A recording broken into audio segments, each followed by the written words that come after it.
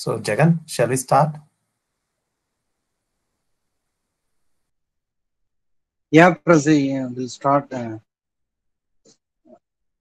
because participants will be more than 100. Only 50% will join. So we'll start. They will Okay. join. How Yeah, sir? that's fine. Going, sir. Sir, Sir, we'll start at 3:05. Talk time. Okay. okay. So very good Rahul, sir. afternoon. Going. Very good afternoon, ladies and gentlemen. This is N.R. Govindaswamy, Assistant Professor, Department of Electrical and Electronics Engineering, Dr. NGP Institute of Technology, Coimbatore. First of all, I would like to thank my EEE team for giving such a wonderful opportunity to resume the last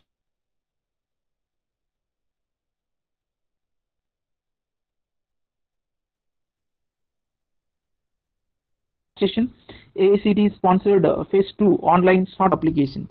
Once again, it's my pleasure to welcome you all from various states across the country and global for this hottest discussion topic today, 5G with machine learning for industrial IoT. By our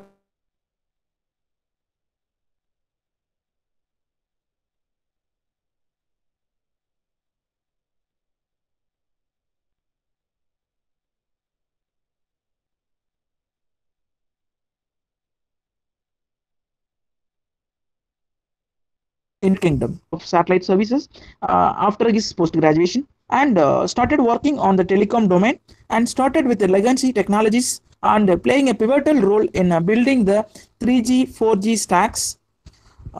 He is a 5G enthusiast and specialist in 3G, 4G networks, practicing artificial intelligence for the predictive maintenance for networks.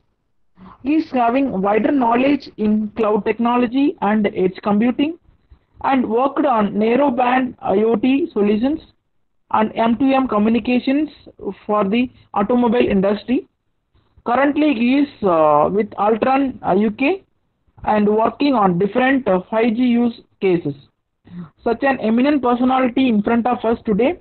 So yes, sir, dice is yours.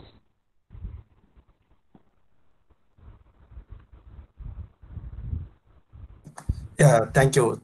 Thank you, Mr. Govindaswamy. So yeah, hello. Good evening, everyone. I think, let's start this webinar on this 5G with machine learning for industrial IoT. Yeah. So whenever you face problems with audio or anything, or like if I'm going fast, please, stop me there. Yeah.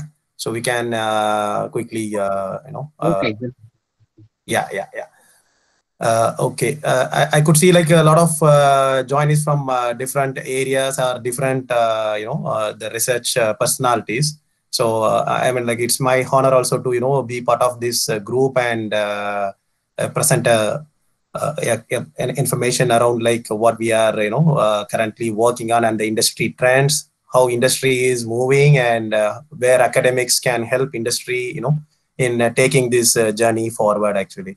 So that's the whole idea, I had in my mind for this webinar when I built the slide deck. Yeah. So let me present my screen and just let me know once you're able to see my screen. Yeah.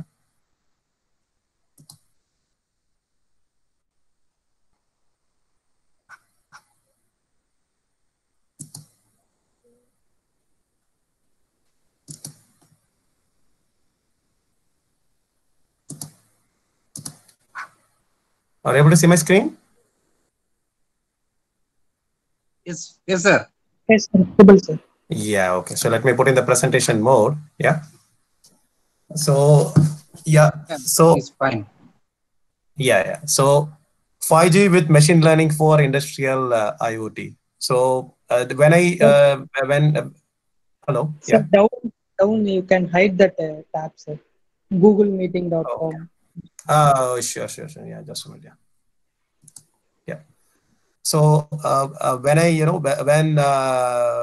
when Jahan asked me around a suitable topic, so I was, just thinking around this particular piece because 5G is going to be the the central part in the connected world or connected future. And this is going to augment, the industry, manufacturing, healthcare, all the sectors actually. So that we can, check in the further slides. And so that's the reason, I just thought of, providing an insight around the 5G technology and how it is, helpful in the IoT space actually. So that is the whole idea. I had this in my mind when I start this webinar, when I was approached for this webinar actually. Yeah. So the agenda, these are the things which we are, trying to cover as part of this webinar. So what is 5G, the key characteristics, and where 5G, the standpoint of view, basically, like where it stands, like how much readiness with respect to the market potential. So that this is one of the important slide where we can see how we are progressing there, and the technology requirements, and how 5G augment this IoT and the machine learning together with the help of network slicing. And then I just moved on to how 5G is going to facilitate only for IoT, and then how artificial intelligence comes into picture here, and some of the use cases, and the edge computing. So edge computing is one of the key driver here. Reason being, it will be a localized, data center solution, which will offer a more quicker turnaround for these IoT applications. Yeah, and some of the use case of edge computing. And generally for any 5G use case, what is the journey? We should, keep in mind when we are building the solution or when we are doing the research. Yeah. So that's the idea of this use case journey. And some of the interesting samples, which I could show you via the YouTube actually. Yeah. So moving on about myself, I think already, Mr. Govindaswamy covered a lot about me. So I think I don't want to discuss further. So let me move again. Yes. So what is 5G? So 5G is actually the 5th generation technology for the cellular networks. And when they envisioned 5G, so they felt like, this 5G should be a game changer, and it should, connect the entire world, actually. Connect the entire world, bringing smartness to all our different activities on our day-to-day life. And it should be as well, more green, like environment friendly. So when they start building the technology, so these are the aspects they had in mind actually, because I think you all aware of 4G, 3G, etc. Like we all came through it. And 4G, when we say the difference between 3G and 4G, people generally say it's the data speed is more. Your coverage, cell coverage is better. All these different aspects people will, compare actually.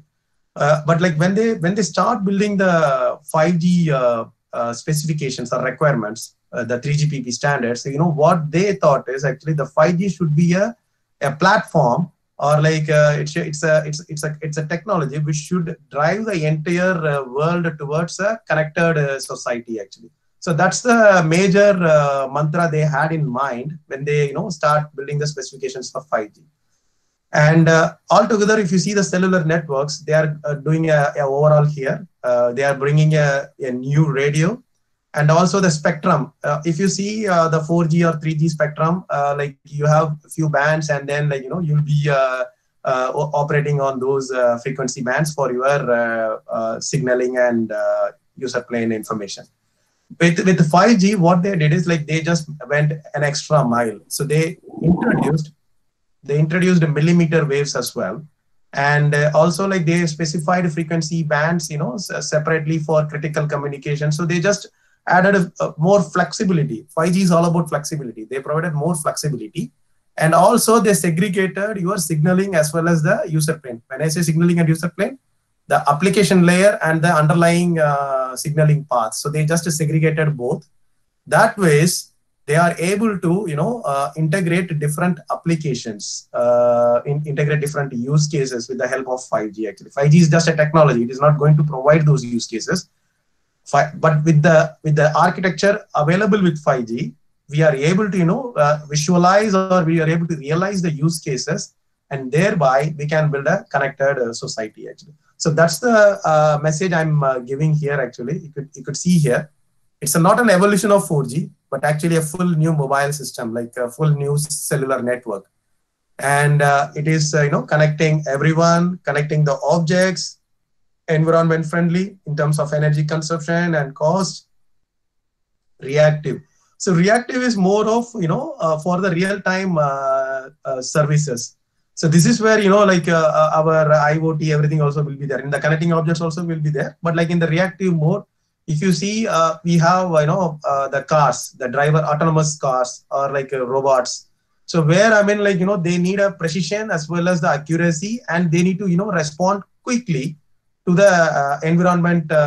What you can say, the surroundings based on what is happening on the road. The autonomous cars need to take a decision quickly so that it can drive appropriately on the road actually, right? And then fast is nothing but like compared to 4G in terms of data speed, in terms of the coverage. 5G scores everywhere better, and the latency is very low. So it has a whole lot of features and other what you can say, the benefits it offers. So we can check in the further slides, yeah. And but like the underlying mantra of when they build the 5G standards are like the connected society, yeah. So this is the evolution of 5G, and so we started with 1G in 1980s, and then like we moved on to 2G, 3G, 4G. I think most of us I mean like are part of this journey. If the audience who whom we are having here.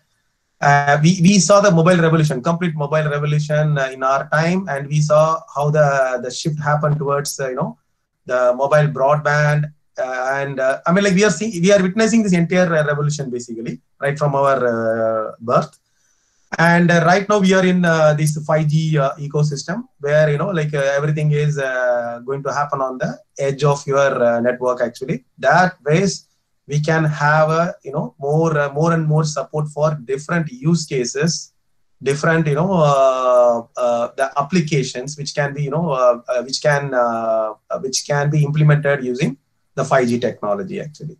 So in layman terms, so this is the evolution. Like you start with analog phones, and then like you have mobile phones with only SMS, for example, the pager, push to talk, all these solutions.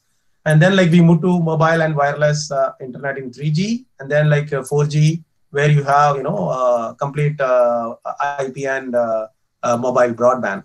And then now with 5G, we have unlimited data capacity.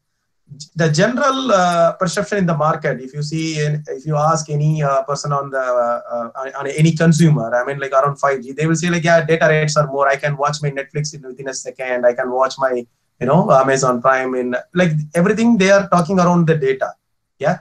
So the mobile broadband data basically. So that is one of the feature of 5G, but it is nothing. I mean like it is not only the feature of 5G. Rather, it has more other capabilities which is not not yet visible, or like not yet I mean what you can say exposed to the end customer.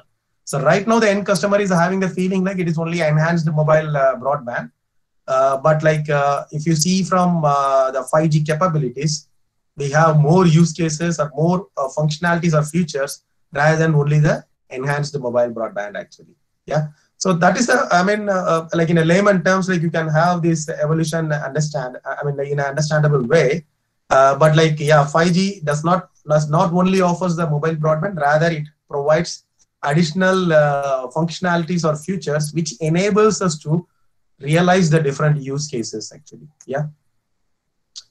So moving on. Yes, so this is one of the things. So how many of us know around this NEOM actually? So when you heard this term NEOM, like you might have thought like it's something new terminology. It's not the case. So NEOM is a city. Okay, NEOM is a city, and it is basically in UAE. It's a smart city, actual smart city, yeah. And they are basically building this city from kind of from the scratch with all the cognizance infused into it. So this NEOM smart city, what they are planning is like they are having an end-to-end completely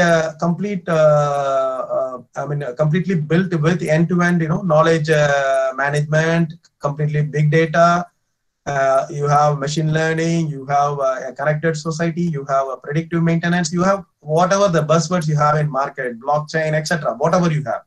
So they are building this particular smart city in UAE with all these, technologies. If you go to their website, you can see the different the use cases or like different the ideas which they are having in building this smart city.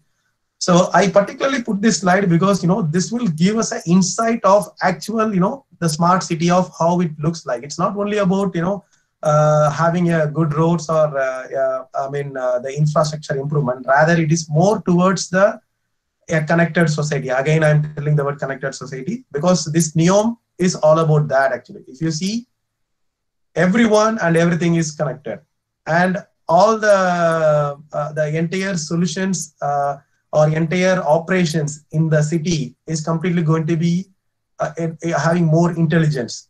So which means when I say intelligent, it means it's more of predictive rather than reactive. It will not will not let the incident to happen, rather we'll predict it and then we'll take a corrective course of action. So that's the whole idea they are having when they are when they are envisioning this particular smart city. So when you after this webinar, I think I would request you to go and check about this NEOM, because this will provide a great insight to what is happening around in this particular smart element space actually, particularly with the 5G technology as a central pivotal point actually. Yeah. And you can see here also some of the highlights, which were mentioned around 5G, but I'm not going to say here, rather I'm having a separate slide for it, so we'll discuss there. But fundamentally, if you see this entire city is built on the three concepts which is mentioned on the top: connect, compute, contextualize. Yeah. One is the intelligent connect, which we are going to get via 5G. Yeah. And then compute, how are we going to process the data which is going to come from different elements or different buckets. So that will happen via your edge computing and big data solutions. And contextualize, how we are going to utilize this data in terms of prediction or in terms of taking decisions, in terms of building a knowledge management solution. So there actually we'll be feeding this data to back to your IoT sensors or devices actually. So that's the whole idea they have this they have in mind when they build this when they are building this NEOM. So it's not completely yet built, but the vision is there, and they are started building the principles and other details around it actually. Yeah. So moving on of the 5G key characteristics. Yeah. So you can see here 5G is all about enhanced mobile broadband. This is the one which which I told you earlier. Yeah. But this is not the only case. Rather, you have a couple of other things as well, which is ultra reliable low latency communications, and MMTC, which is nothing but massive machine type communication or massive IoT. Yeah. So if you see here, enhanced mobile broadband, I'm not going to discuss because we all are aware, high data rate. So that's fine, pretty straightforward. This low latency. So when they say low latency, it is even less than 1 millisecond. So which means a sensor is sending the data, for example, a sensor is sending the data, and the data will reach your edge cloud or the cloud hosted solution less than a millisecond, and you will be able to get back the response also after traversing through your cloud, after taking the decision, and then you can respond back to your IoT device within 1 millisecond actually. So the round trip is very less, basically round trip time, and extreme mobility, it is high as 500 kilometer per hour actually, and ultra reliability, which is 99.99% reliability it has, and it has a successful probability of up to 32 bytes within 1 millisecond. But however, this is being increased now. It is an old slide, but as per the initial standards, this is the one which they plan for the data payload. But yeah, now it has been more actually. Yeah, and then we have massive Internet of Things or massive machine type communication. So energy efficient, low complexity, and high connection density. So high connection density, this is possible because we have this. I mean, like if you see all these things, right? They are augmenting each other. For example, like the high data rate or low latency, your extreme mobility, high connection density. So all these are augmenting each other so that you can visualize or you can create different use cases to build the smart society actually. So that is the whole idea. So apart from mobile broadband, we have this low latency communication as well as the massive IoT as one of the key characteristics of 5G actually. Yeah. And this is our 5G applications market potential and readiness matrix. Yeah. So if you see here on your left side, you have different the requirements of your data. Yeah, less than 10 Mbps or greater than 10 Mbps, etc. Right? And then like on the space, if you see like there are green dots, you have red dots, you have orange dots, etc. So these are the different use cases or like different applications which they are currently building, and the requirement of this application with respect to the bandwidth is given on your left side actually. Again, actually there are some applications where you need to have more low latency, so that also is highlighted with the help of your the purple dots. Yeah, you can see for remote surgery you have a purple circle, right? So which is nothing but like remote surgery needs a low latency because the doctor is going to operate from somewhere else and the patient is in the home. So you need to have a very low latency application there. Then only the doctor can perform the surgery in an effective way. Yeah. The same way for the AR VR applications where you have different use cases like that immersive tourism or for example immersive shopping. You have different use cases for AR, VR, and for example, in the manufacturing, with the help of AR, the engineer can identify the faults on the pipes which is running in the industry. So they can build such kind of ecosystem with the help of AR also. And like you can see different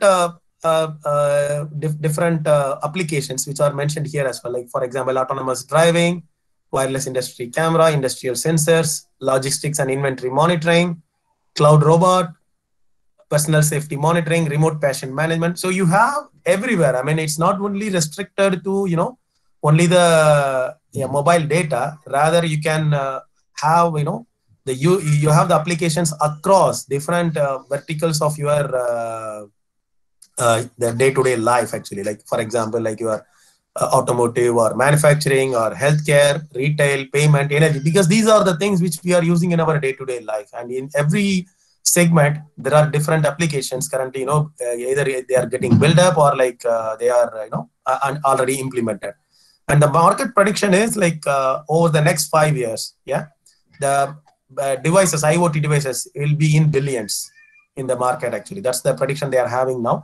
And all these narrowband IoT devices or low power devices, they will be, in billions, and there is a huge potential to, tap these data to convert that into a useful use case or a useful element for smart applications actually. So that's the whole idea. The industry is, currently thriving towards this.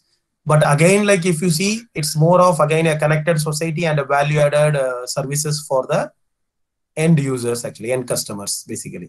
And even if you see the current situation with the COVID situation, if you see actually some of the potentials we are already witnessing actually. For example, like a remote hospital assistance, which already the people are doing in video call via in most of the places.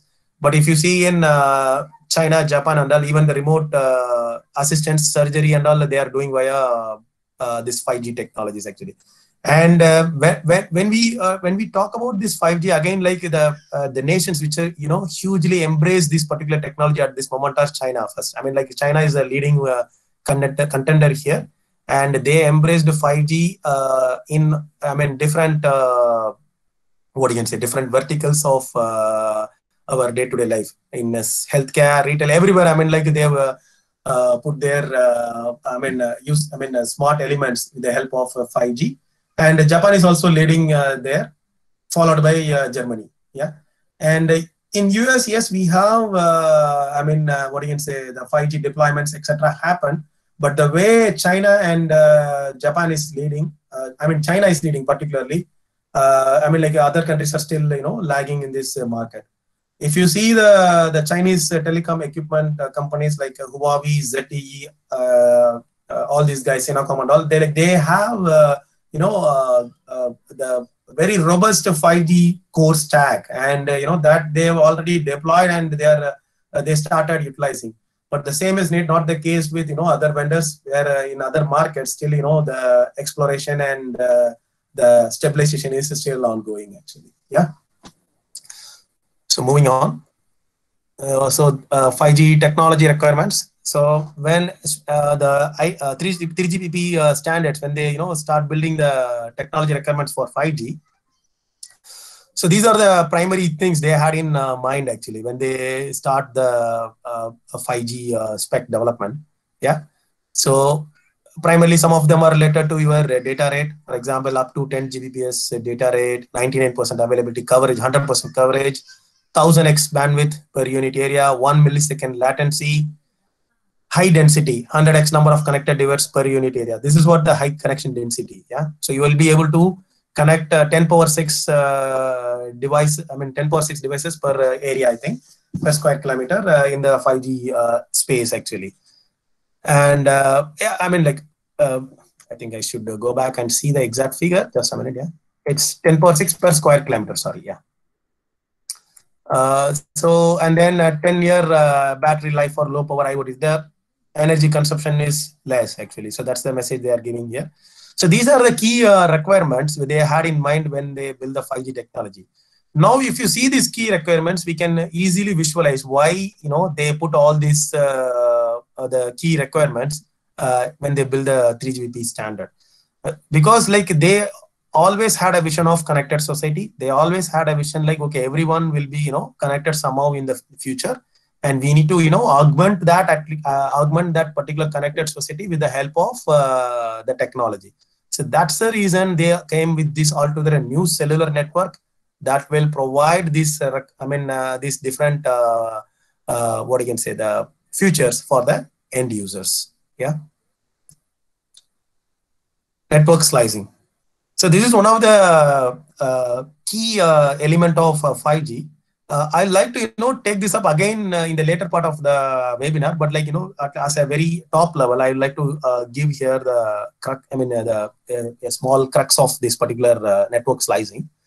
So what they are saying is, with the help of 5G as a central architecture, we can create multiple slices. When they say slices, you can have a mobile broadband slice. For example, the network can be sliced different layers. Okay, one slice will cater to your complete mobile broadband services. One slice will cater completely to massive IoT. One slice will completely catering to critical IoT. When they say critical IoT, it is primarily to do with your medical emergencies, public safety, and your transport management systems. All this will come into the critical IoT slice. And other applications are nothing but your primarily the other smart agriculture or smart bin, etc. So such kind of applications will be part of the other slices. The idea of this slice is the user will be able to get a complete the bandwidth for this particular service, and the end-to-end journey of the applications, right, can be more more for faster, and it will be more reliable, more reactive, it will be more faster actually. So that's the whole idea. They came with this concept of network slicing. So the network slicing, it will not only happen on the application layer, rather it will happen on the network layer also. That they will do it with the help of software defined networking. But the support on the network or on the application layer, now 5G is providing that by having the separation between the signaling and the user plane. So that ways, the user plane, they are able to divide I mean, like that the application layer, they're able to divide with respect to different slices, allocating the specific bandwidth and the spectrum, etc., to the end users. So that's the whole idea of network slicing. If you go down and then like if we can come back after the edge computing, then like you will be getting a more clear picture. Yeah. So I'm running fast because like we have only 1 hour left actually. So I mean like sorry for that, but I would like to give as much information around this space so that like you all will be benefited with respect to where the industry is moving ahead actually. Yeah. So moving on, 5G plus IoT. Yeah. Now, like if you see the machine to machine, I mean, like machine to machine communication is happening for quite a while. It's not like a new thing. Yeah. Already, like if you see in cars, like in any high-end cars, if you see like they already have the maps integrated. You have critical services, everything integrated inside the car itself. You press a button, the SOS will be sent. So such kind of functionalities are available earlier as well with the help of IoT, like temperature sensors, pressure sensor, everything is there, right? Earlier, like we had a lot of different, what you can say, different applications built with IoT inside a car itself, right? The same way we have it for example, the healthcare section. If you see the old people, like if they have a band actually that they can measure with the. They can measure their heart rate, etc. Wearables, whatever we are having in the market. So they are also kind of one kind of device actually, which basically helps us in what you can say, the managing the healthcare of a person actually. So if you take any sector actually, we have different IoT devices which helps us in determining or taking corrective actions on their respective industries. For example, air pollution index. So in any ports or any harbor, like they can have these IoT devices which can basically check the air quality and PMI, PM2.5 and other details, and then they can feedback so that like we can understand like the pollution levels. It is the same way we are reading the pollution level across the cities actually, right? So all these are sensors and devices which everything is again falling under your IoT bucket in a very high level. And over a period of time, what happened actually, like they came with the chips as well, like IoT devices, and then like a low power LPWAN device they used to call it actually. So all this augment either automotive sector or any other industries only. The primary goal is to satisfy the industry, but the connectivity again, like it is provided by the communication as a backbone here actually. Now with 5G, what happened actually? 5G again, actually, it is augmenting this IoT space more with respect to speed, with respect to coverage, with respect to collecting data in an efficient way, with respect to the speed of the network and the traffic management. So like 5G actually augments everything in a very seamless way. When I say traffic management, with the help of slicing, they can manage the traffic easily, right? And again, like big data, yes, you need to you'll be getting millions of data from a particular area from different devices, and 5G is able to augment that because it has enhanced the mobile broadband, yeah, and it is more faster, it has low latency. So again, all the different requirements which we discussed earlier, everything comes here. And so 5G is, like what you can say, it is creating a big shift in the M2M communication management. And this, I took it from SDX Central. There is a site. So if you see here, so this is one of the, what you can say, the landscape with respect to 5G, what we are currently, what the industry is currently thinking, or where like the governments are, taking us basically. So if you see here, you have base stations, which are nothing but your radio, new radio, yeah. And you have, the cloud, the data centers, basically cloud data centers available. Now you have different categories, like you have industries, you have transportation, you have fire station, education, healthcare, everything actually, right? Now like all these base stations where you have this new radio, what they are going to do, like they are going to feed the data from these different verticals, which were mentioned here, right? And then like we'll be processing that data, we'll be adding intelligence to it. We'll be, creating a knowledge management solution so that we can provide a corrective actions back. Yeah. So that's the whole idea. We are going to do it in the cloud level actually.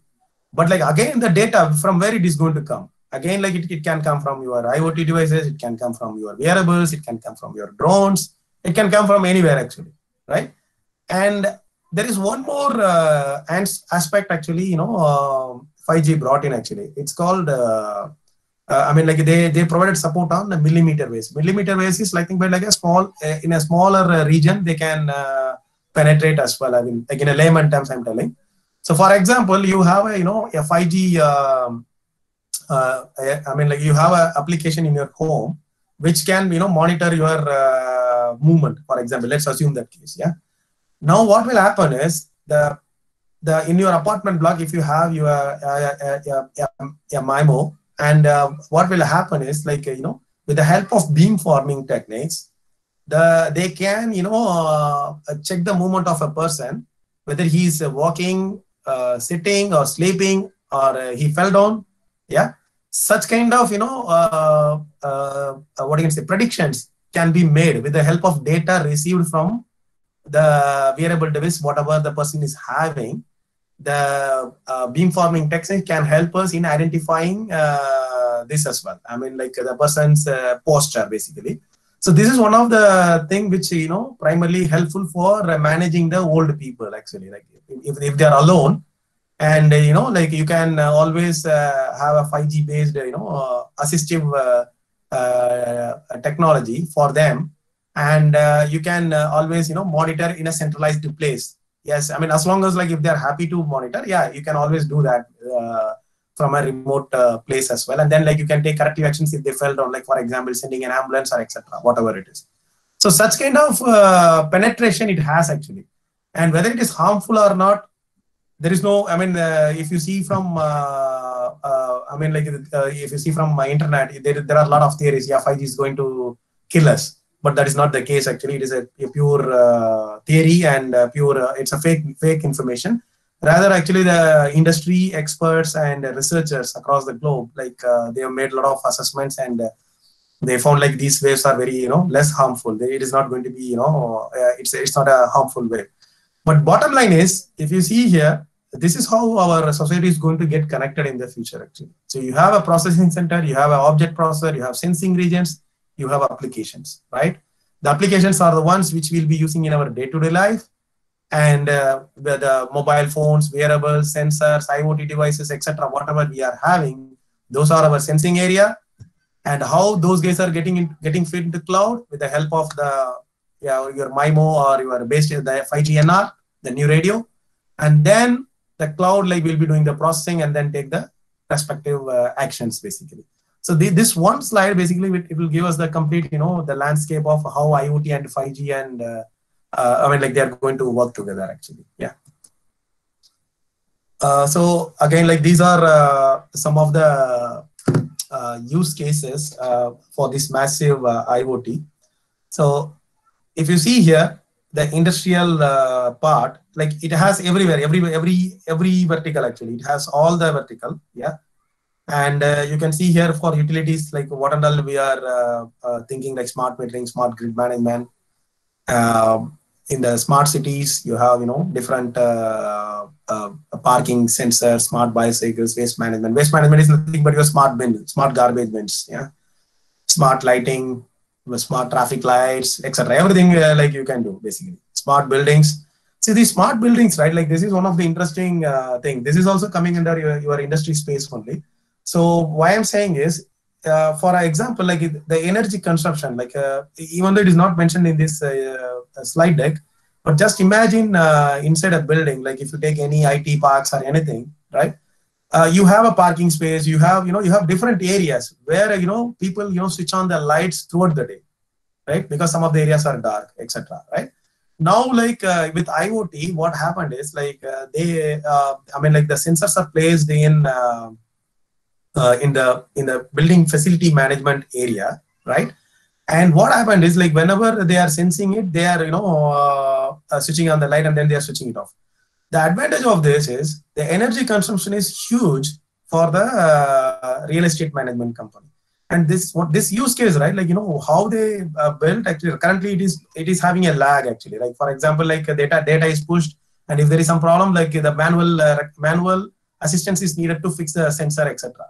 But with 5G, what is going to happen is, with the data coming from these sensors, 5G will check like the battery health check, etc. Everything it will check, and there is no need for you to what you can say, push the what you can say, wait for the problem to happen. Rather, when the battery levels go down, so the information is available in your hands, and the user can go and just replace the battery. Like proactively, like no need to wait till the last end to get the service out of control.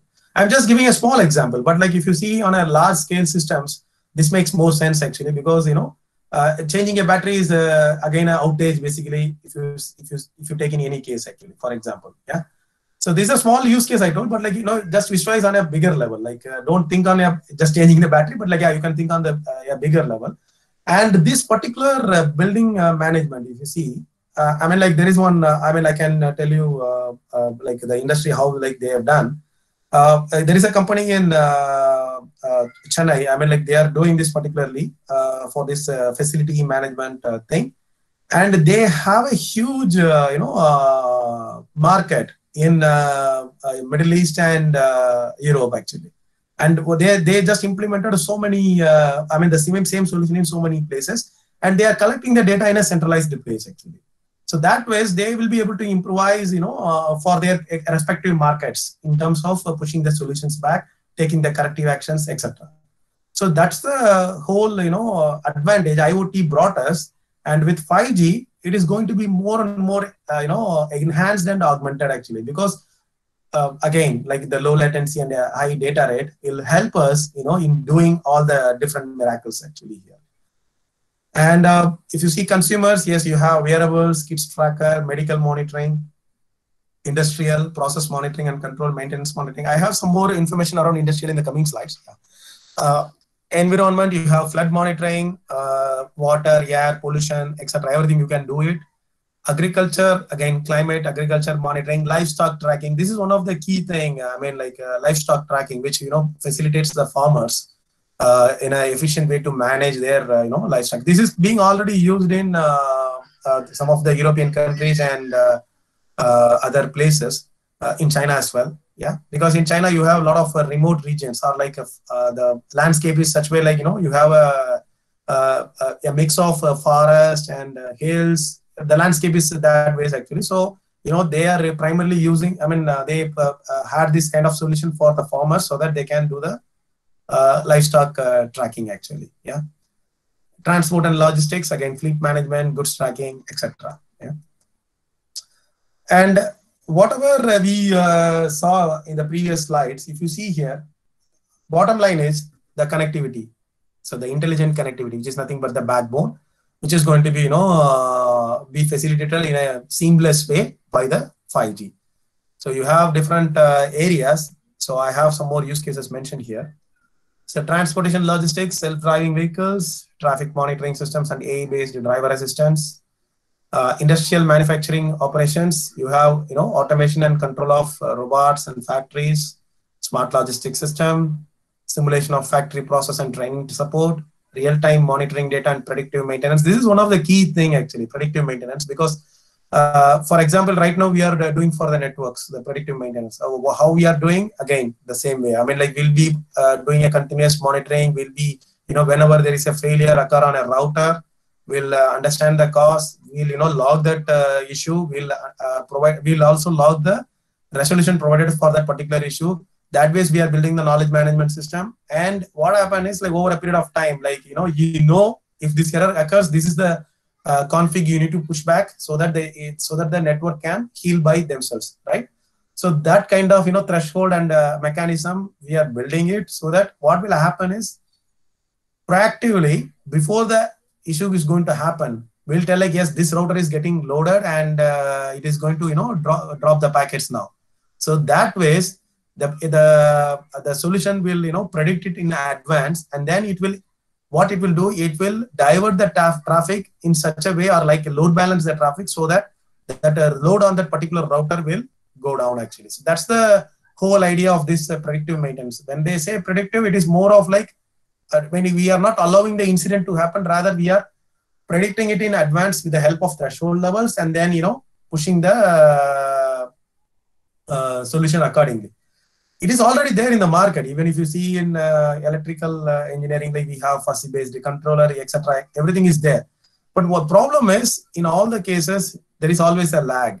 Right now, that lag actually will be avoided with the help of 5G. First thing. Another thing is, you will be able to push it from a centralized place. Like everything will be going to be, you can do most of the things from remote. Like wherever you need to have the human presence. So that's the whole idea they are bringing in here. But at the same time, it doesn't mean that like, okay, the jobs will go away or something. It's not the case. You'll be having it, but it is more of towards, like on a very a smart way of, improvising the operations of the industry and the manufacturing sector actually. Yeah. Augmented reality for troubleshooting. And this we discussed earlier. So maybe I can give some more insight on this. For example, like in the gas and oil industry, if you see the pipes you have, right? And like they are, with the help of sensors, like what they are doing is they are just understanding the pressure and the flow of the liquid or temperature. Whenever there is a small crack, let's assume that's the case, there is a small crack actually. So you'll be able to understand with the help of the sensor. Now with the of the AR or VR technology, already they will have the three-dimensional view of this particular pipe, and they will be able to scan it, and automatically the scan will happen throughout the day, and you'll be able to locate the spot where the crack is in a very quick way. So that's the whole idea behind this augmented reality for troubleshooting actually. Yeah. Healthcare, remote patient monitoring, remote procedures. Public safety and security, we have intelligent video surveillance and security systems. Then next, the edge computing. So far we discussed so many things actually. So edge computing is one of the key thing again. So we have cloud data center. Again, always there is a the packets you need to go to your cloud and then come back. So now what they thought is, okay, let's not go till cloud. Rather, we'll have something called mobile edge computing. So what they did, they just created a localized, solution, localized data centers or localized, the content delivery systems. That way, what happened? No need for you to go to entire cloud and come back. Rather, like you have your instances running on the edge clusters, and that edge cluster will provide you, a quicker way of responding back actually. So that's in a layman level, that's a message we are trying to give with the help of edge computing.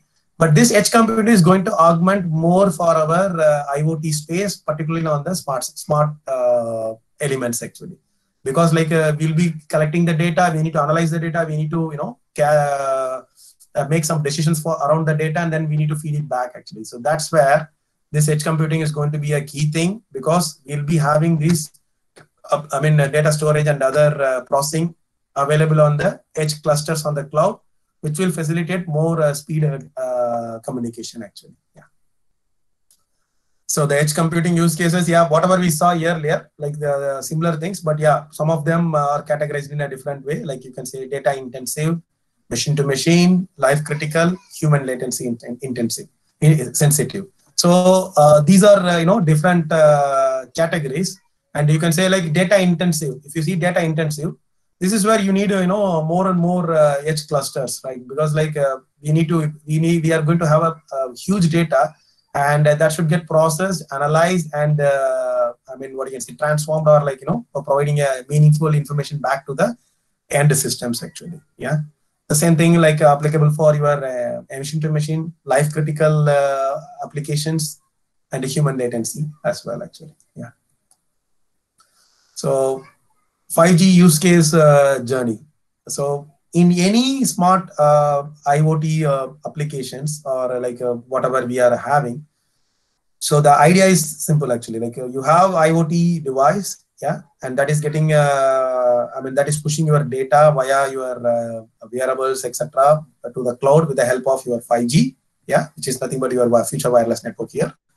And these data and data is, data is going to, what you can say, getting the data will be getting learned with the help of different machine learning algorithms. For example, like you will be doing clustering, you will be doing classification, you will be doing unsupervised learning or supervised learning, whatever it is. Like you have different machine learning techniques.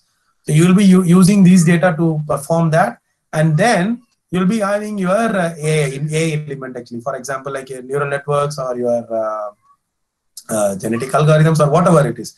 So you have those things, and then like you'll be giving the feedback like, okay, now this is the data, this is the value I got, okay, now do this.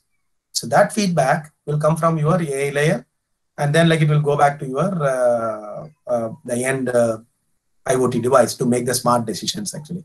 So this is the overall, a use case journey for any application. You take smart bin, you take smart sensors, you take smart traffic signals, whatever it is. But this is the crux of your complete use case journey. Yeah. So some of the interesting videos. Yeah.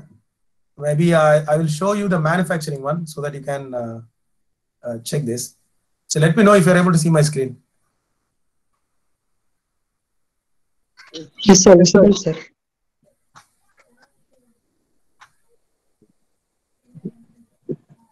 Audio is not, I think. Yeah. Jagan, are you able to see my screen? Yeah. Hello? Yes, proceed, but the audio is not there, I think so. Okay. I don't know what but yeah, this link is there, but yeah, you can see here. Yeah. Maybe I will tell you what is the thing. Yeah. So basically what happened is Vodafone, right? Like Vodafone enables electric car manufacture here in UK. Yeah. It's called Ego. And their factory is, completely driven by 5G basically. So what they did is like they networked all the components, parts, etc., everything on the floor. Yeah. And they are having, complete what you can say, the entire auto manufacturing unit connected with the help of 5G actually. Yeah. And Vodafone, did this for this particular manufacturer, and like they are already in discussion with other companies as well actually. Yeah. So you can see this video. I have the link. Maybe I can, when I share this PDF with you, Jagan, probably you can share with the team actually. Yeah. So this is one of the good use case for manufacturing. But the public safety one, like I think some of you might have seen this, but yeah, I can show you this as well. This is one of the very good, way China did basically. Are you able to see my screen? Hello? Yes, sir. Screen is visible, sir. Yes, sir. Yeah. So you can see, like they with the help of facial recognition, they identified the person and the police, right? Like you can see the device, the smart glass, which they are having, right? Now with the smart glass, they are trying, and like it is a China mobile powered. So what will happen is then nearby base stations everywhere, right? So this particular guy's face will be, provided, visible via this smart glass to the other guys, and the police can catch them easily. It's a kind of a use case, yeah, for criminal detection and catching. But yeah, this is the way, they are what you can say, the team is, working on it actually in China towards the enablement of different use cases in 5G. You see that actually the police passed them, but again, like if you see, yeah.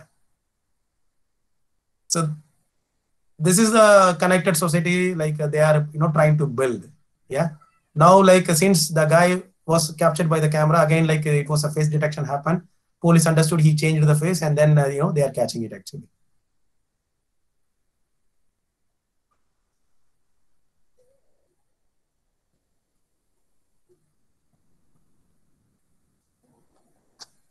So let me show the other one as well. I think we have less time. Yeah, just a minute.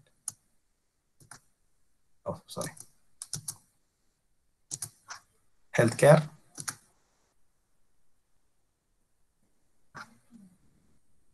Again, it is with China. Yeah. To be honest, actually, China built their 5G ecosystem in a very fast way, and a lot of artificial intelligence applications, they built to augment it, and now they are, utilizing into a greater extent, particularly in this COVID situation. Yeah. So they are, I mean, like performing remote surgery. They are doing a lot of stuff actually, like even for the current problem which we are having in every country, like the test, trace, and isolate. All the countries are still struggling. Why? Because we don't have, a complete ecosystem to do that, or like the local regulations is having a lot of restrictions. But in China, they are having this complete database of the people with who were, already contracted. They are able to, trace them, continuously for a while, so that they should not, what you can say, spread it across actually. Yeah. And so that's all I have in my slide deck. So in summary, what I'm saying is 5G is going to be the key driver, and it is going to be acts as the intelligent link. And machine learning and AI, they are the enablers. Yeah. And IoT devices are the facilitators. Yeah. And all these different technologies, 5G, IoT, machine learning, artificial intelligence, they are going to augment for the connected society. So the goal is connected society and world, connected people basically. So that's the whole mantra behind all these, technology actually. Yeah.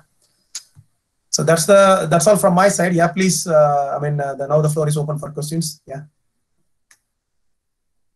Thank you, Prasanna sir. There will be questions in chat box. Thank you for your nice and thoughts and wonderful presentation about 5G. Rahul sir, can ask questions one by one? Okay, sir. Yeah, sure. So first question, what is the most important benefits in 5G in comparison to 4G? Yeah, so as I told earlier, like, see, 4G is, if you see the bandwidth or data rate of 4G, okay. One is enhanced mobile broadband, which I told you earlier. Like 5G increases that drastically, like 100 Gbps and 20 Gbps for uplink actually. So, okay, and 100 Gbps for downlink. So thing is, in terms of broadband data, this is way far than 4G. First point. Second thing is, like, they have a, the in terms of latency, again the low latency requirement which I told you earlier. 5G is, again, scored there. Like in 4G, the latency is in terms of 100 or 1000 milliseconds, whereas in 5G it is less than 1 millisecond. Yeah. And main thing, at least to me actually, it is like the high connected density. I told you the future is going to be, you will be having a huge number of devices, like billion devices will be in the market, yeah, in 2025, at least in 5 years time. Now, like with these many devices, okay, 4G is definitely not going to be a game changer, or like it is not going to help there. So 5G is, coming to our rescue, and it is going to, augment that, managing these devices in a seamless way. Yeah. So these are the primary benefits, I could see for 5G with respect to compared to the 4G actually. Yeah. Sir, we move to next question, sir. It's a lengthy question. Let me read it out, sir.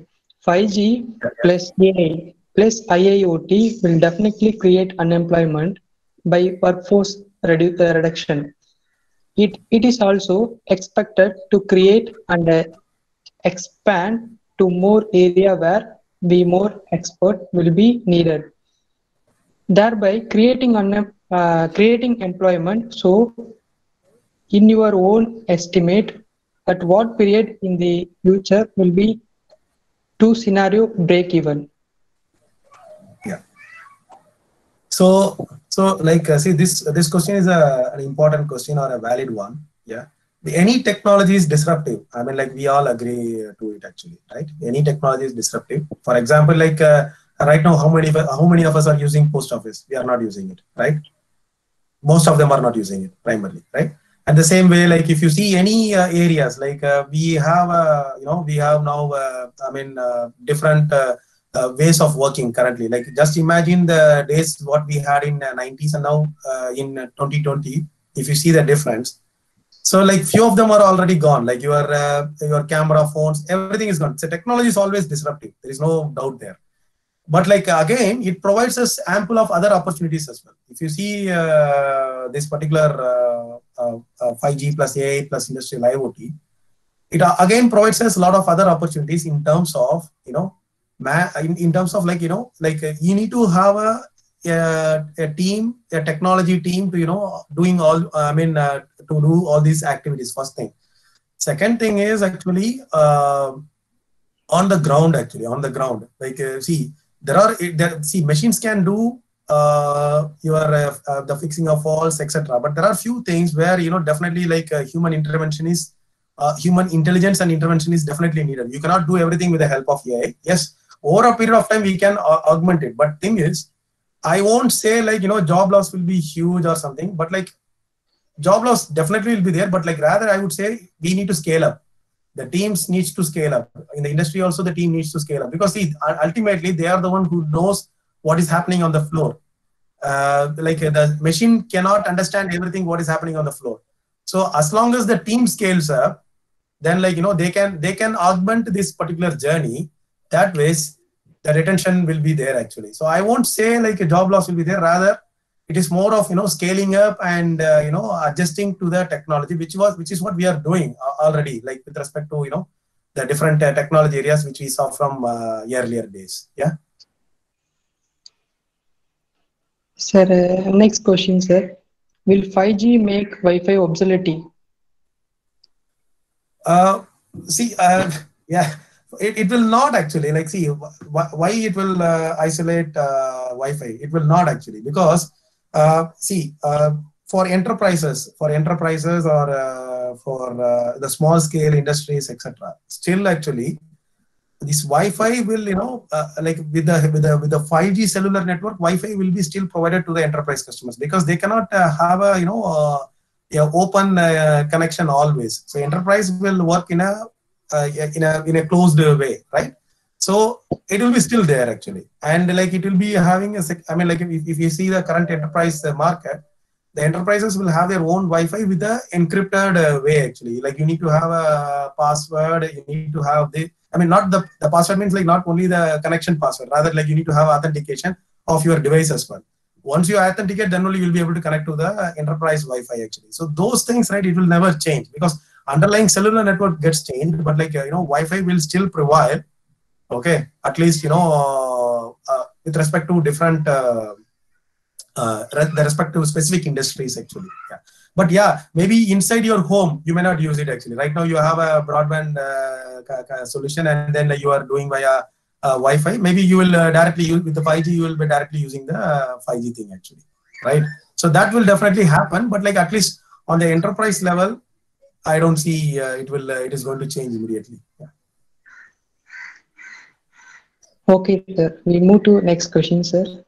Is possible for secure communication between 5G enabled IoTs? Suggest application like blockchain or ML, which one is best for this topic? Yeah, so security is one of the key area. Like it's altogether a separate topic in the 5G space. Intelligent security, they are calling it as intelligent security. And the question is very good, because the thing is, but if you see IoT communication, if you see from the device communication, most of them are unsecured way of communication actually, the sensors and other details. But there are a lot of improvisation or like the enhancements happening in this area towards getting a secured data from the IoT devices. So they have right now you might have you all might be knowing around this HTTPS and HTTP version 2. Like basically this is more like HTTPS we all know, like there is something 5G is bringing, which is called HTTP 2. Like 5G mentioned, like I will be supporting HTTP 2 in my all use cases. HTTP 2 is more secure again.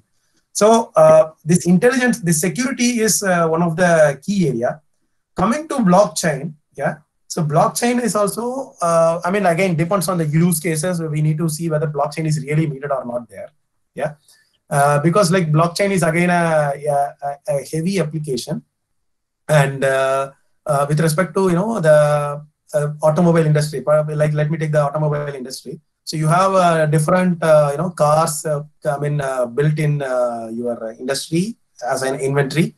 So this inventory, like when you have this inventory, right now what's happening? The current scenario is like, they are storing this, the device details, etc., in their local inventory management, and that ways, they are catering to the end customers by pushing the relevant patches and softwares, etc. But going forward, like one of the way to manage this inventory is with the help of blockchain that we can do. That way, it can be more secure. But like again, from the IoT data point of view, like the data which is going to be sent by your end IoT devices or sensors. So there actually a lot of research is currently going on to improvise the security actually. Yeah. Okay, sir. Nice explanation, sir, for that question. We move to next question, sir. Most people have concern about the radiation effect of 5G. What is take on this also? Is there any drawback in 5G technology currently known?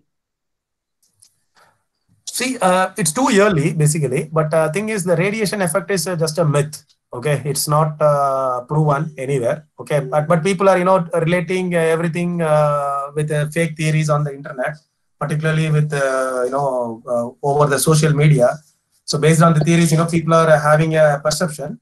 But like, see, the main thing, if you ask me, like it's all about your regulatory body. Okay. For example, if you take the UK as an example, okay, there is a regulatory body for a telecom. Okay, we are also having 4G, everything already running here, right? But here, I mean, like you won't see any, what you can say, any disruption in the birds or any other ecosystem. Reason being, the power, whichever the transponder power and other details which they will say, it is actually set to some limit, right? And the regulatory body clearly insists the telecom operators not to increase it, or they have a limit. Okay, they have upper limit, and nobody can increase beyond that. Actually, I'm telling you, for example, in UK, even in most of the areas, like if you go to some of the parks, you won't have a coverage at all. Actually, that is how like the regulatory body governs the telcos here actually. And heavy fines are imposed if they change something for improving the coverage. So what they are saying, either you increase your infrastructure to provide that ways, you will not harm the existing ecosystem, right? But thing is, as long as the regulatory body is strong, yeah, nothing is going to be a problem. But like the radio waves of 5G will not harm anyone, because they are like here they are bringing the concept of millimeter waves, which are very less harmful, and there is no harm at all actually, if you ask me. Like that's what at least I read from different research papers at this moment of time. Okay, and like there is no proven theory that like it is going to harm humans or birds or animals. Actually, it's only a myth. And since it is being repeatedly getting published on social media, people are having that feeling like it is going to harm, but that is not the case. Sir, once again the question is same. What are the effects of 5G on human? Whether the answer is same, or we can move to next question, sir. Yeah, it is not going to have any impact on human. That is the answer I can say here. Yeah. Okay, sir. We move to next question, sir. What are the current research topic on intelligent transport systems? Yeah. Sorry, come again. Intelligent? What are the current research topics on intelligent transport systems? So I was talking around edge computing. You might have seen the presentation. The edge computing, right? Yes, but right now, what they are planning is that if you have the traffic lights, yeah, you have traffic lights. You have like when you're going on the road, you have different poles of like the speed limits, etc. You have different things, right, based on the highways. Yeah, what they are doing now actually is they are seeing the position of the cars. okay, the position of the cars. Yes. And that the traffic lights, right? For example, like when it becomes red, for example, okay, the first car is going to stop. Now you are coming in the back, right? From like this is one of the use case I'm telling you, okay?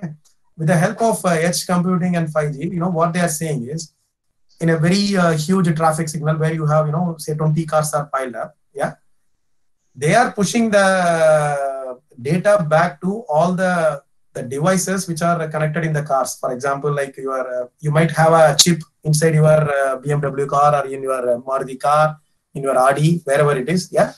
And from the edge node, actually, they are pushing the data back. Like, yeah, see, we are going to, you know, this traffic light is going to become red or whatever it is.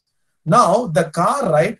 In the car, actually, the car actually will see your front car as well as the back car, okay, and automatically it will, you know, help you in, you know, putting the what do you say? It will keep you the actual distance between your front car, as well as it will indicate your back car, like, okay, I'm going to put like it will just blink red, so that the back car also should know, like, okay, I need to, you know, keep it ready. So that's why I'm saying, like, once this become a connected society, like it will be like more you know, organized way of driving. That's what I mean, like they are predicting. Yeah, but how it is going to, I mean, really practically, like how it is going to work, that I don't know. But at least, you know, this is what, you know, currently I mean, like in Germany, it is being already implemented in one of the city. Okay, because I saw that, I was planning to show that video also, but like with the time, I didn't show that. But like, yeah, this is how you know, they are doing it actually. So with the computer vision, with edge computing, with intelligence, they are pushing back the data to different cars, so that the cars can, you know, help the user accordingly. Actually, if the car themselves have some intelligence, it will, you know, indicate you. It will say, like, yeah, I mean, like, you need to do it, whatever it is, that ways actually. And if you take the latest, I mean, like if you read the different blogs on Tesla car models, Tesla is more intelligent than any other car. I mean, I would say that, because if you read their different architecture specifications and functionalities, they are very ahead actually. And they are, you know, like the charging points also, like, because Tesla is an electric car and they have electrical charging points throughout the country. And whenever you start from your home to some destination, you switch on the screen, and then, like, if you put that particular area, for example, I am going from Madurai to Chennai, so I'm just putting Chennai as my destination. Tesla will tell you, see, your battery car, your car battery strength is say 70%. Okay, if you take the route via Trichy, probably you need to do a charging at maybe Viluppuram, and then you can reach Chennai, for example. But if you take it via Dindigul, I'm afraid you may not have a relevant charging point on the way. So that level of intelligence, you know, they are having with the help of that connected, they are connected society. Like, because Tesla charging points are dedicated for Tesla only. So that way they are having a network, right? And Tesla itself will tell you, this is how you need to go. This is the way. This is a way, you know, you can manage this particular distance in a best possible way with the help of the charging points in the middle and restaurants in the middle, etc. Everything it will say actually. So that's the level of integration they had now, right? So this industry is completely, you know, evolving, and the intelligent transportation, that traffic management is, evolving with respect to edge computing and particularly with respect to the accident management and the traffic signal integration. That area is gaining more importance nowadays, particularly for the highways. Yeah. Okay, sir. Next question, sir. They are asking about materials, software and a website, anything available to study about this 5G?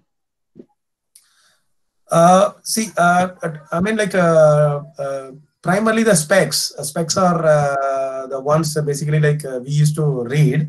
And probably I will, what I'll do, I'll just find out some good materials, good blogs at least. Yeah. So that, I will feed it back to Jagan. And Jagan, I think you can help the team, right, Jagan? Yeah. Okay. Yeah, of course, of course. Yeah. So probably I'll do that ways. Yeah. Okay, sir. Next question, sir. Is adoption of 5G cost effective for end consumers? Definitely right, because right, any technology when it comes first, it will be costlier, right? And over a period of time, that's why I told, like, see, it's not like if you want to buy a 5G phone now, it is going to cost you huge money. But like definitely over a period of time, when the technology matures and when it is going to when the end consumer is or the key, obviously like everything will come down and it will be cost effective for the end consumers as well. That's what going to happen. Yeah. Okay, sir. Next question they asked, already it's answered. Once again, I'll read it, sir. It is Yeah. expected that 5G will have a health issue. Why is you are taking on it? What is you are taking on it? Yeah. So again, I told you right. It is based on theories, okay, but like there is no proven fact that like 5G is going to harm people. So it's only a theory at this point of time. And yeah, like myth is around, but I won't say like it is going to harm people actually. Yeah. Okay, sir. Next question, sir. Which energy source is sustainable and reliable in supporting 5G and IoT devices generally? See, I mean, like here, if you see, right, it is more of over the radio waves, like the millimeter waves. I told you already, right? So the sensors, whatever you are going to have, it is going to push the data back to the cloud with the help of 5G layer, which is nothing but 5G is going to take your data via your these waves only, right? So like energy source or energy consumption with respect to sensors or devices, that is altogether a different topic. So that there actually like we need to improvise on something else.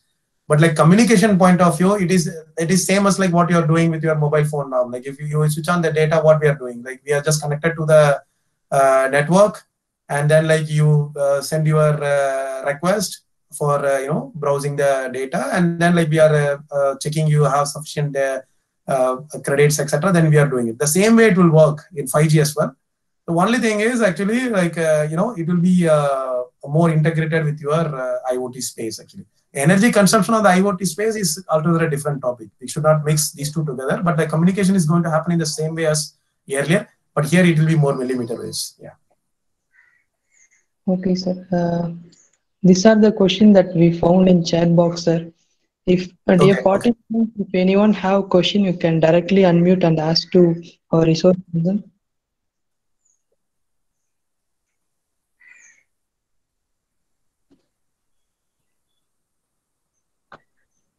Dear professionals, if you have any clarification, any queries about this topic, please unmute yourself. You can ask directly to our resource person. Resource person is there.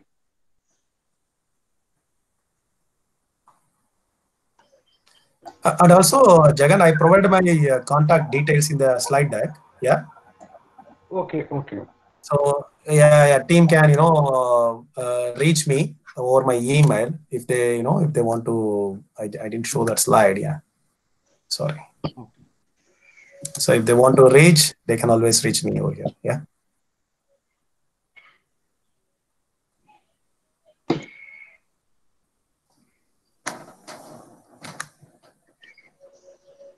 Dear participants, if anyone wants to... Sir, good afternoon. Hello. Yes, sir. Yes, sir. Am I audible, sir?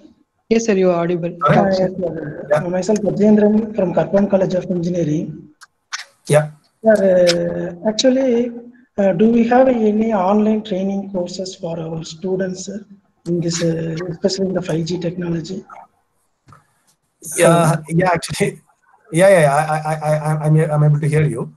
Yes, so the 5G online courses currently are very expensive, actually speaking. Okay. Yeah. Okay, sir. And primarily they are around the radio technology, because like we are we are network people, so we are working on the radio, so we are doing that.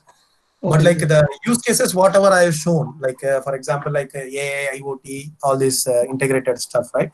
So this you can always do actually. Like what you can do is right now, like with the 4G, it will be what you can say, the data lag will be there, and you will be able to get the response flow, etc. But you can always do that actually. What I would suggest is there are a good there are few links where you can read about this. That's why I told earlier. Probably I will inform Jagan around this, and probably Jagan can help you guys in those links actually. And you can always refer them, and you can read it from there actually. Yeah. Okay, sir. Because nowadays students are a little they are going to concentrate on IoT projects. If some set of students got trained in this area particularly, it may helpful to do wonderful projects. That's why I have asked. Yeah, sure. Yeah. Yes, sir. Thanks a lot, sir. Thanks a lot for your wonderful presentation. Yes, thank you. Yeah. Thank you, Prasanna sir. There will be a wonderful session. A lot of positive. You can find chat box. There will be a lot of positive information because about informative session and good session. There will be thoughtful session. There will be n number of feedbacks received from the chat box. Thank you, Prasanna sir. It will be a wonderful time with us because you are busy with some present scenario. You are busy with work. So even then, you accepted our invitation. You are presented very well manner. So there is a professional presentation. How we can this presentation shows for your professionals. Thank you, Prasanna sir, Rahul sir. Yeah. Thank you. Thanks, Jagan. Anytime actually. Yeah. So you can reach me, and then we can discuss, Jagan. Thank you. So once again, thank you, sir. And because of this forum, we are upgrading the people. Also, we are teaching many advanced things. And because of you, we made the session as much high as possible because you thought the thing what are happening in 5G. Until last moment, we are talking about IoT and machine learning and advanced thing up to our knowledge. But because of you, we understand what is going to happen in 5G. Also, I understood that there is a major technology change when 5G come to India. Also, you are talking about China. They are very well using a very fast 5G technology. Also, we are expecting more from this technology, and because of this technology, we understood that the total world is going to get developed. But we don't know much about the ecosystem, what is going to happen. But we are all daily listening to those things. And so we thank you personally, also officially, for sharing this much amount of knowledge from you, sir. We really thankful for you, sir. Thank you, sir. Also, we got many feedback in chat box that you can see that very informative session. Thank you for sharing your knowledge.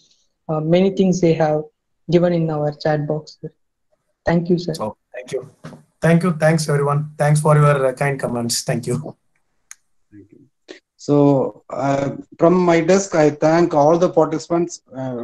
They stay connected with us last 5 days, 10 sessions. With us also, your support only the show will be run successfully. I thank all the participants from across all the states from India and outside India also. And some of the participants from outside India. I thank all the participants because nowadays we are running online classes and other commitments, academic commitments also there. But even then you are well connected with us. So I thank all the participants. If you have any feedback, any suggestion, you can unmute, can directly interact with us. So once again, I thank you all for this wonderful opportunity you created for this 6 days STTP program. Dear participants, if you have any clarification or anything we want to say this regarding STTP program, please unmute yourself and can give me comments or feedback.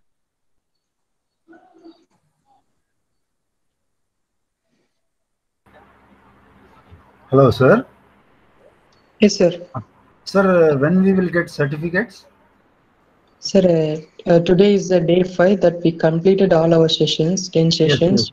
Yes, tomorrow we have an online test. After completing the online test, it will take 14 days to evaluate all the performance. Then after evaluating the performance, we will generate the certificate. Then it will be on your mail within 14 days, sir. Okay, like when is the exam timing? Exam is tomorrow, sir, on day 6. Exam start from 11:30 and it will be for 2 hours, sir. Okay, so any pass percentage is there for the exam? Yes, sir. As They per will intimate through mail, sir. Okay. Okay, thank you. Thank you, Thank you Professor. so much, sir. Thank you, Professor. Thank you. Thank you so much, sir.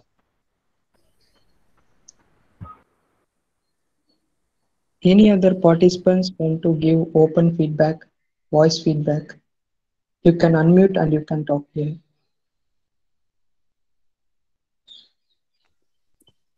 Good afternoon, sir.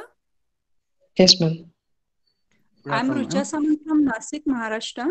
I'm attending this STTP from first day and I found it very knowledgeable. Actually, I am from computer stream, but still from your electrical stream, I got many information and very practical demos were given in some sessions.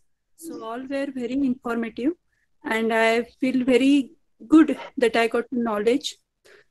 Thanks for organizing, and your organization is also very good, your teamwork, and very good program. Thank you. Thank you, ma'am. Thank you so much, ma'am. Thank you so much for it. Any other participants, you can give your voice feedback. We are waiting for your feedback.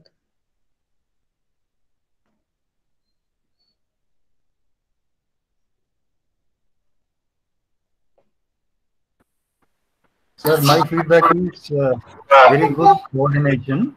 Rahul sir, patience is very good, extraordinary. He kept his cool all throughout 5 days. That is really appreciable. And all sessions are really very good. Hope we will get all PPTs. That will be more advantage for us. So try your best. Like if you can share PPTs to our mail, we will be very happy. Hoping for some computer science engineering FDP from your end in next coming days exclusively. Thank you, sir. Sure, sir. We will provide. Thank you for your feedback. Sure, sir. Good evening, Thank you. sir. Yes, ma'am. Good evening, sir. I am Brinda from BIT Vellore. So all the sessions are very good, informative, and organizing team also. Each and every persons are well organized. We cannot forget. And I want to thank Rahul sir for sharing all the things. Once again, and thank you one and all for your informative session and a very good program. All of them are gaining the knowledge, damn sure. Thank you. Thank you, ma'am. Thank you so much, ma'am. Good evening, sir. Myself, Gayatri Devi, sir. I think this STTP was conducted at a most important time for us all to have enough knowledge on the recent trends of artificial intelligence, machine learning, and the IoT, because we would have thought it as a separate area as a machine learning and IoT all. So with this STTP, I think we had a good take-home messages of why both how IoT and machine learning can be combined together to provide a real-time application. Thank you, Dr. Jagannathan sir. Such a wonderful STTP. We have got lot of information right from the proposal writing, all key areas, real-time applications and case studies. And my special thank to Mr. Rahul because he was a person I think who has fully coordinated this STTP and the other faculties of the EEE department because he was patient in all answering all the queries and I think he never withdrew from his online. So I think I should wholeheartedly thank all the organizers and the teamwork. Thank you, sir. Thank you so much, ma'am, for your comments and thank you so much, ma'am. Thank you. Hello, good evening, sir. I'm Dr. P. Mahalakshmi from VIT Vellore. Good evening, sir. I feel it's a very excellent STTP. All the sessions were excellent, sir. Generally, we would be interested in listening to few sessions probably for namesake. I'm just openly giving my feedback. But all the sessions, without any due or without any doubt, everyone, every speaker delivered in a very, very aesthetic way, and we people could follow each and every point. So though we were busy with the other online person, we were attracted towards attending these things. That in that way you made all the sessions interesting. So a special thanks to all the entire organizing team for arranging such wonderful sessions, and I thank all the speakers who earnestly did their job. I'm very happy to be a part of this STTP, and I would like to extend my heartfelt thanks to Rahul sir, Rahul Kumar sir, who has been very patient in being with us for each and every small thing. We really depend on Rahul sir, and he was nicely giving us, extending his help and so on, sir. So very happy to be a part of this STTP, and congratulations to the entire team of this STTP. Thank you, sir. Thank you so much, ma'am. Thank you for your words. It's really feel happy for your positive feedback and suggestion. Thank you so much, ma'am. Thank you, sir.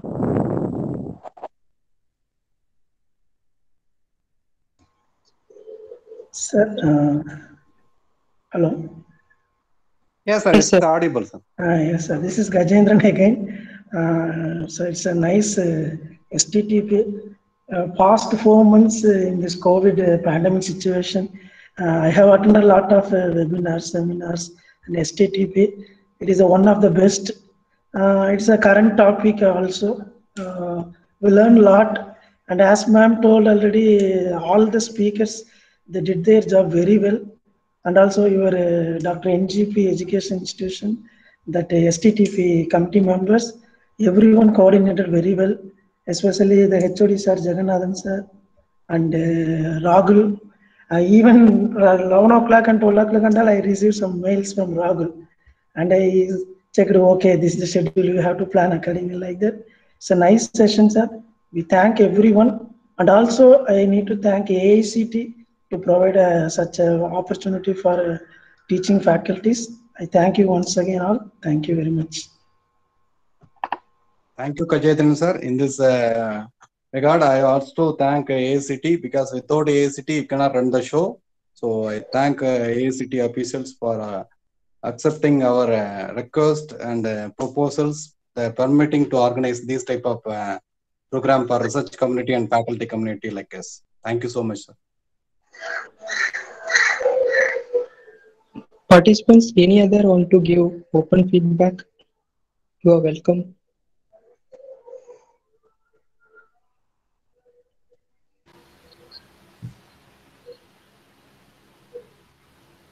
Hello, sir. Yes, sir. Yes, sir. Sir, Vinod, this sir. is Vinod Kumar.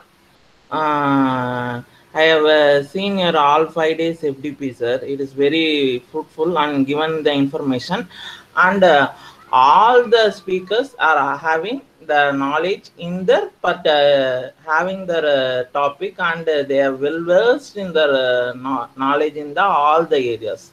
So very thankful, sir. Rahul sir, you have done very good job. Shudi sir, please thank you. Please acknowledge. Thank you so much. Thank you so much, sir. Thank you. Once again, we thank all participants for your support for 5 days. Also, we are expecting your support for phase 3, which we planned at the next month end.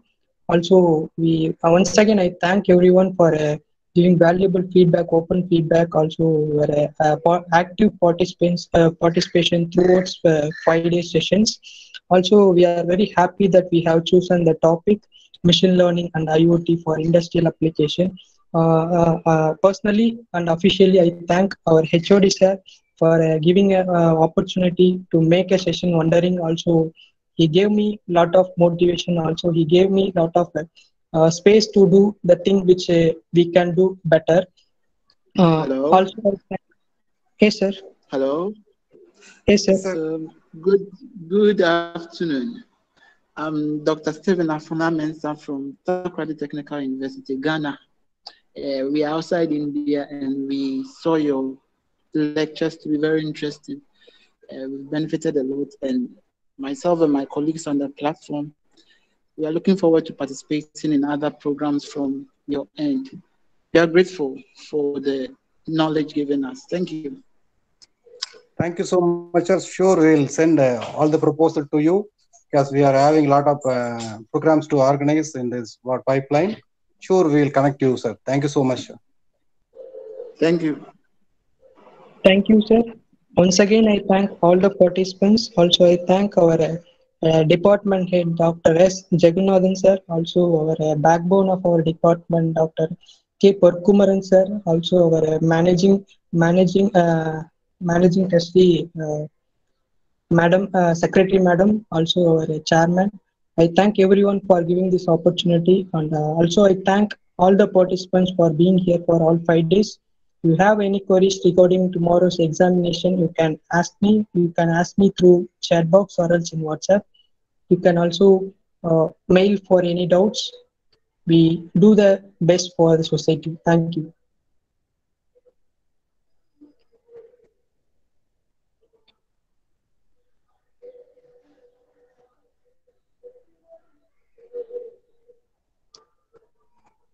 Sir, HOD, sir, shall we conclude, sir? Yes, sir, concludes. So, if it is any feedback, any clarification, otherwise you can conclude. Dear participants, if anyone willing to give open feedback, you can give here. Otherwise, we'll wind up. We'll conclude. Yes. Yes. I think our speaker also will. Yes, sir. Still share is there. Yes.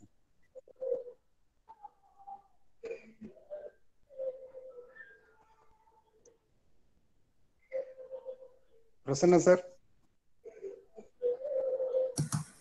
Yeah, Jagan. Yeah. So, yes. Yeah. So I was just listening to the different audiences.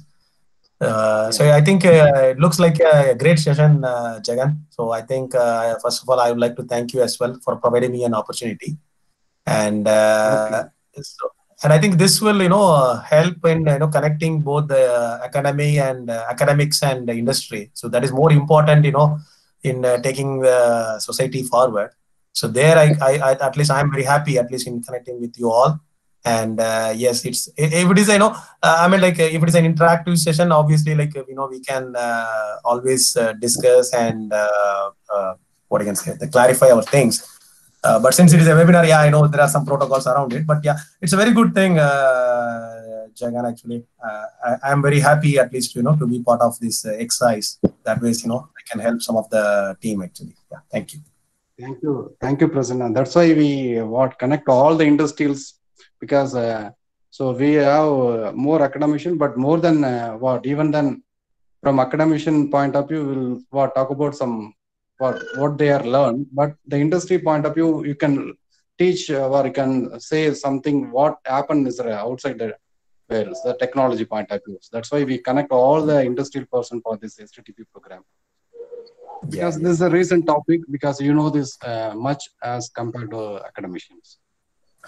Yeah, but moreover, it's good for us also, Jagan. Like, I mean, like, because I'm not part of other sessions, but I would even what I am seeing, at least here from the feedback, I think, I mean, we should also be, included in such kind of a program, so that it is good for us to, create a platform between both the ends, because we may not be aware of the recent, I mean, improvisation or research in the academic side, right? We'll be using the standard algorithms, for example, but like probably the academic team, right? Like the research scholars and others, maybe they can give us a better feedback or better algorithms, for example, when we build a solution, right? So we'll be doing with the standard ones, but like, yeah, if the research scholars suggest us, like, yeah, do probably this algorithm will solve your problem, that connectivity, right? It is more important in taking it forward, actually.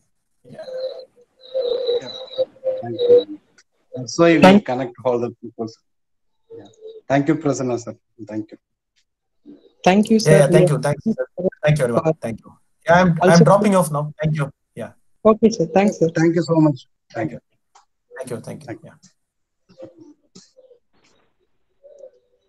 Participants, if anyone willing to give open feedback, you can give here. We are waiting. After completing your feedback form, you can leave the session.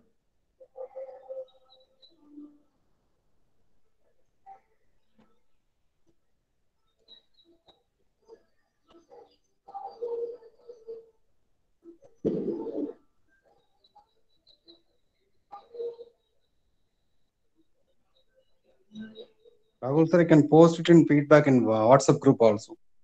Okay, sir.